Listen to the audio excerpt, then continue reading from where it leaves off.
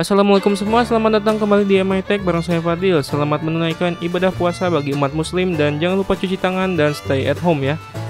Saya mau kasih rekomendasi lagi buat kalian yang mungkin mau build PC.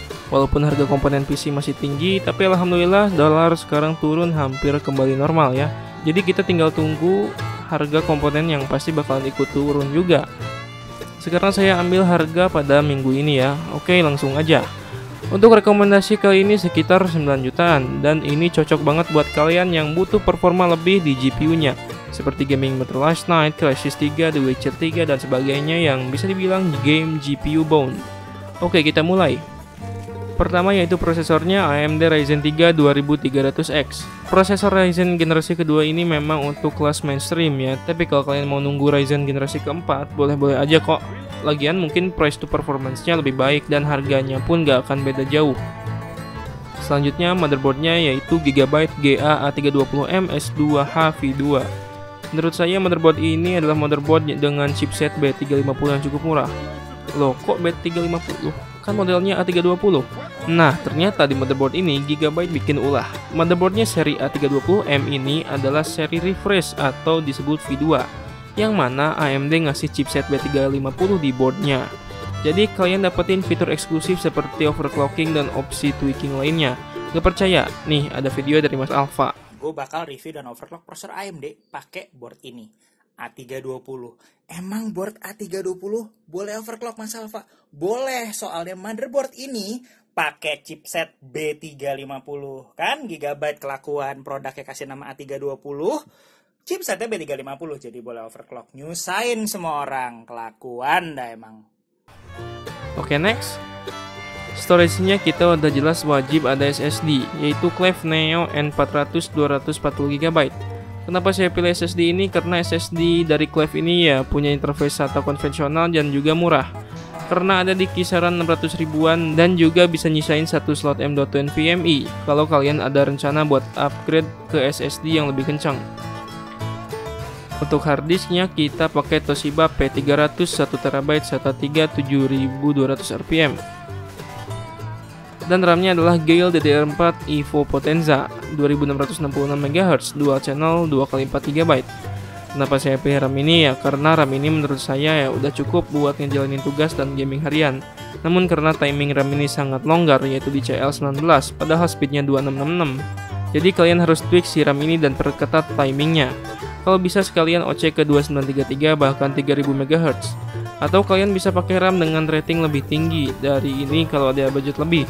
Untuk CPU cooler, karena si Ryzen 3 2300X ini cuma punya CPU rate stealth, jadi ya gimana gitu kalau pakai stock cooling doang, jadi kurang wah gitu. Maka untuk CPU cooler kita pakai Aerocool Cylon 4. CPU cooler ini punya desain yang cantik jelita, RGB hura-hura, dan punya thermal performance yang cukup baik. Bahkan support addressable RGB ke motherboard ataupun controller. Ya, tapi motherboard yang sekarang dipakai nggak ada RGB header, jadi kalau kalian ada rencana beli motherboard yang punya RGB headernya, HSF ini masih bisa dipakai. Lanjut ke VGA card. VGA card di sini saya pilih Zotac GeForce GTX 1660 Super. Graphic card ini udah sangat cocok bila disandingkan dengan Ryzen 3 2300X, terutama untuk game yang GPU bound seperti Black Desert Online, Rise of the Tomb Raider, Hitman, Metro Last Night, Crysis 3, The Witcher 3, dan lain-lain. Dan potensi untuk overclocking pun masih oke untuk memuntahkan performa hingga 20% atau 30%-an. Lanjut ke casingnya yaitu Cube Gaming Reserve. Kenapa saya pilih casing ini? Karena casing ini udah pakai tempered glass dan juga mendapatkan RGB LED strip yang adjustable. Jadi kita bisa dapat PC yang cakep dengan harga yang cukup terjangkau. Sayangnya karena tidak include fan, kita tambahkan satu fan di belakang yaitu Cube Gaming Auto Flow RGB. Dan terakhir adalah power supply. Power supply-nya kita pakai Antec VP500 Plus. Power supply ini mempunyai power sebesar 500 watt yang udah cukup buat menopang daya dari keseluruhan sistem. Dan tentu aja harga yang cukup murah, tapi power supply ini bukan abal-abal, punya kapasitor buatan Jepang yang cukup tangguh dan juga punya garansi selama 3 tahun. Serta Antec itu brand yang udah legend.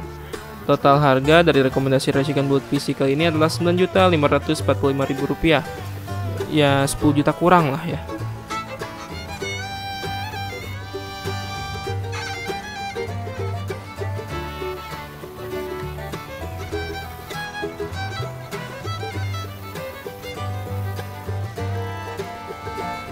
Oke, itulah dia rekomendasi racikan rakit PC dari saya buat kalian semua. Mungkin yang mau build PC di pertengahan tahun 2020 ini bisa terbantu. Jangan lupa like kalau kalian suka sama video ini, dan bila video ini bermanfaat, share ke teman-teman kalian atau saudara kalian atau mungkin gebetan kalian. Kalau salah satu dari mereka ada yang mau rakit PC tapi bingung mau spek apa di budget 9 jutaan. Dan jangan lupa subscribe bila channel ini menarik dan bermanfaat buat kalian. Follow sosial media saya dan MI Tech, link ada di deskripsi. Dan di sini saya Fadil, seperti biasa, see you next time, stay safe, wassalamualaikum.